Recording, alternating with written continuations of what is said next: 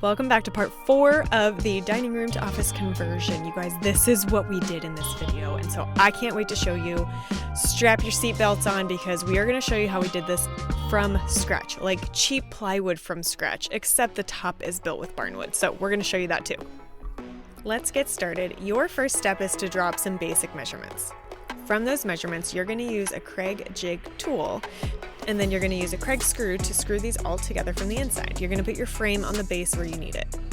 All the tools I'm using are linked in my Amazon store. You're going to save so much money having these tools on hand for this project. Even if you never used them again, it's going to be cheaper than hiring somebody to do this for you. Once we knew what our base frame was and where it needed to go, we piloted those holes, which is what you use your pilot, your drill bits for, and then you use your driver to screw them in. And so we screwed them into the frame, into the wall, and then we are going to find every stud, which I've got a stud finder in my Amazon store too. I'm going to link this all under cabinet build so that you can find every single tool that you need for this. You're going to screw it into the wall, so it's going to be very structurally sound. The tools that you're not going to see a lot of is our table saw that we got given to us by a neighbor and our 12-inch miter saw. Those are in the garage, and that's what we're using to cut plywood and cut some of the other pieces. I don't have enough time in this video to show you how to use a table saw or show you how to use a Kreg jig or a drill even, but there are so many videos on YouTube. You can get those answers from below and then take that knowledge and apply it to this video. The next steps in building this cabinet is to start with your frame. So you want to build another box, but it's going to be for the top of the frame. It's going to go right into studs. And so you're using a 4-foot level and you are drilling it into studs using that pilot hole first, so you're not going to split the wood. And that's going to make it so that the top is very structurally sound as well. And then you're going to attach it fully to the base, running some 2x4s from top to bottom. Now, Thad measured these after he put them in just to make sure we didn't cut all the wood ahead of time, because it's much smarter to make cuts as you go, because things will just have a variation and you want it to fit exactly and not be almost there or a 1/4 of an inch over or under. We're going to do 2 front frames, 2x4s, and then 2 back ones to make sure that all that pressure is sitting on the back. Now, see the lip that's on the plywood at the bottom? We measured from our kitchen cabinets kind of what that toe kick looks like so that you can stand up to the cabinet and not have your toes like killing the bottom. And so we measured, that's why we have that lip as far out as it is. We just copied our kitchen measurement. For the next few cuts, we measured what the back panel needed to be. That got screwed in, what the side panel needed to be, and then this one on the side, we cut, and it had to be cut with a jigsaw so that we could get that little lip so that it would follow how the cabinet goes with the toe kick. And so we're using a lot of wood glue as well as nailing these on because it's going to make it so structurally sound. Yes, this is cheap plywood. Yes, it's not the best, and you're going to see how I'm going to make it pretty, but wood glue holds everything. So we're using some clamps to clamp this on, and then we're going to go through with some nails, brad nails, and secure it. Now, once this is dry, we're going to start working on the front of the frame, and that's where I'll tell you from experience, now that it's all done, we wish we would have used thicker boards to do that front frame, because as you're screwing in the cabinet hinges, they kind of need a bigger piece of wood to screw into. So see how it's pretty thin right there on that front? You really need a thicker board right there to be able to screw your hinges onto. Ours are working fine and they close fine and they're soft close, and so they're great, but just they're not going to get a lot of use in there. But if they were getting a ton of use and opening and closing with kids and getting pressure put on the doors, it probably would start to wear and tear on the door.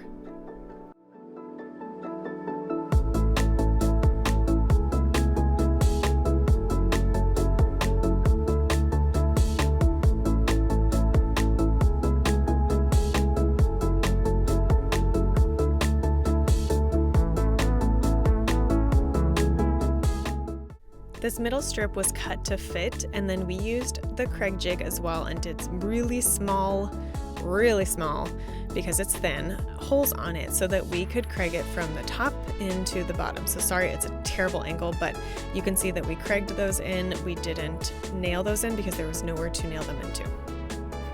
Okay, so now the box frame is done. And yes, it's not perfect, but you guys, this isn't for an office, and I'm gonna make it a lot prettier in a minute, but you can see it's raw wood. This wasn't that hard to build. It took that a few hours to figure it out, watch some YouTube videos, figure out where he needed to put the hardware, and it's done. So my little fix for this, instead of buying the $80 sheet of plywood, we bought the $20 one, but I'm using this Drydex, which isn't very expensive, on the entire thing, except for the inside. I didn't worry about that. But for the outside, I want to paint it with a really pretty semi-gloss enamel, and so it needs to go over a smooth surface. So the Drydex dries to white, and then you can go and sand it down. I use this filler all over, so if I've got little cracks or little things in my trim pieces, I use wood filler all the time. And so it just was on a big scale. And it was great because my Surf Prep sander sucked up most of the dust as we went, and it filled in all the grooves, all the rough spots. And so then I went through and I vacuumed all that up and I wiped it down.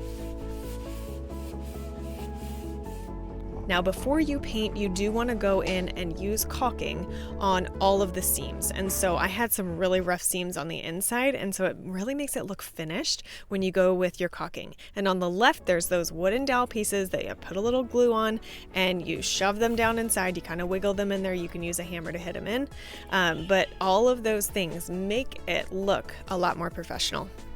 We learned a new word. So while I was working on this on the inside, Thad's working on dadoing, this is our new word, dadoing the barnwood to create frames for our doors. We wanted the doors to be a little bit thicker, and so this barnwood came in, we had so much of it, and so using these and then using very thin wood on the inside, which again you can buy at Lowe's or Home Depot. So we went through with the barnwood, cut it to the same width as the framing around the bookshelf that we wanted. And then we ran those through, gave them the dado things, put it around the frame, glued it together, and then I Bondo filled those holes because we ran the dado all the way through, not just to the edges because we're, again, not professionals. Filled those in and I sanded those and we were good to go. Okay, we're just about to get the first coat of paint on. I've got these cabinet and doors trim rollers. I like these the best because they're more foamy, and it's going to give a really nice coverage to this. I got this paint in semi-gloss. It was expensive. It's an oil enriched enamel, and so it's not going to be like your chalk and milk paints. It is like your final coat. It is an enamel, so it's not water-based, and it is fantastic. And the semi-gloss, I think, is going to give it a really nice sheen. So I'm excited to see. Container. This was the paint that I was trying to match. Ooh, it's going on so smooth. And I filled all this wood with Drydex, which is purple, and then it turns white when it's dry. So it's really nice because it gives you a good indicator, and then you're not sanding through it and it's turning into putty.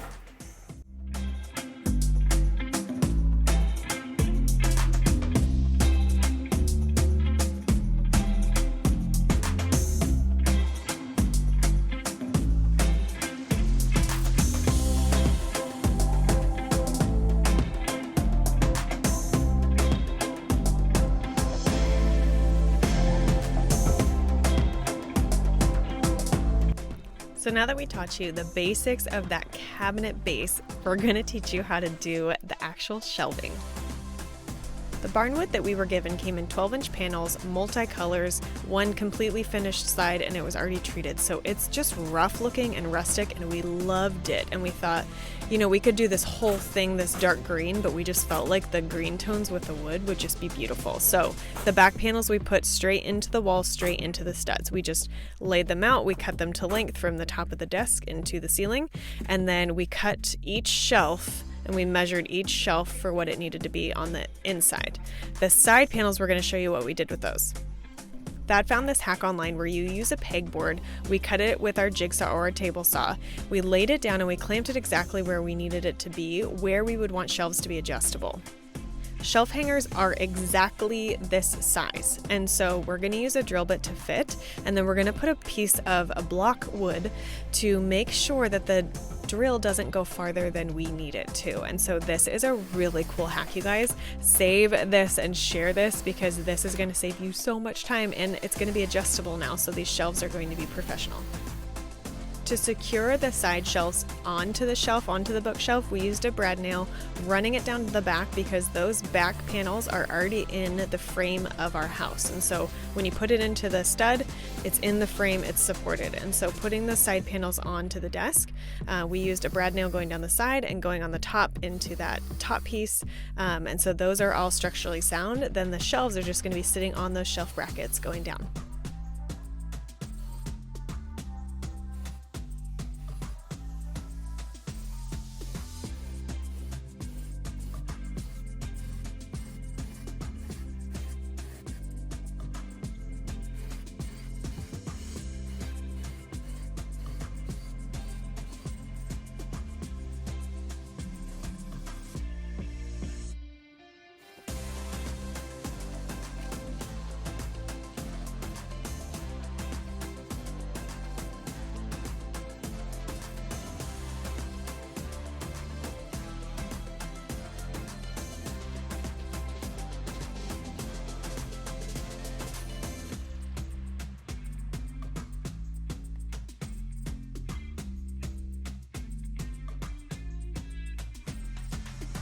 These doors now have already been glued together. They have been sanded, bondoed, and then primed with clean, clear primer. Now I'm painting them with that satin enamel after they've been given plenty of time to dry. This paint went on so smooth. This is my Wagner 5000. It can spray enamels without having to thin it. We gave these about 2 coats each, front and back. We were really nervous about the cabinet hinges because we had ordered some from Amazon, which, by the way, so much cheaper than Home Depot and Lowe's. But we knew that measuring and hanging cabinet doors is really tricky. But Kreg Jig also makes a jig for this specifically, and so I'm going to show you in just a minute. But first, you want to line it up on your door and also on your cabinet where these are going to go, and make sure that they line up. And you can make little adjustments going forward, but those are also linked in my Amazon store, the soft close ones. The jig actually fits right onto your drill, and so you line it up, you put the measurements in, and it literally drills it for you, so you don't have to find a bit for this size of a hole, and it makes it completely accurate.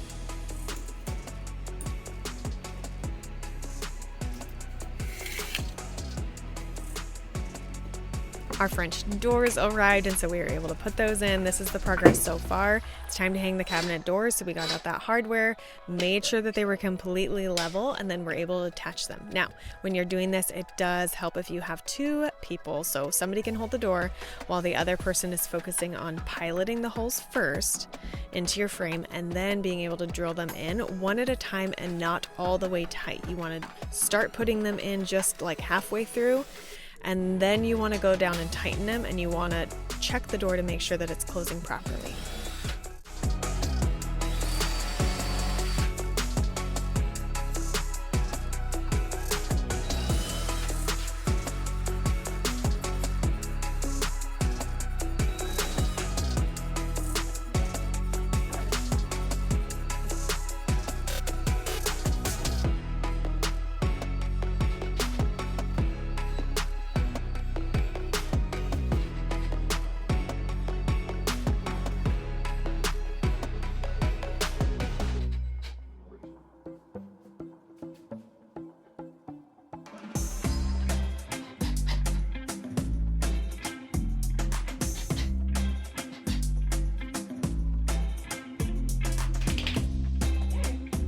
To complete the look inside this office, we stained the doors with like a few different stains that I had to match the barn wood, and then we trimmed it in that same wood that we used for the shelves. And you guys, look at this. It just looks so masculine and beautiful and all tied in together.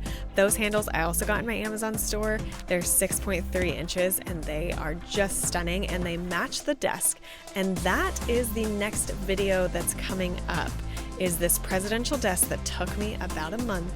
But you're gonna see why. It came so many layers of lots of things and lots of mistakes and lots of fixes, but it turned into this with the inserts filled with our favorite scriptures. So stay tuned for that. Thanks for following, and comment below what you think.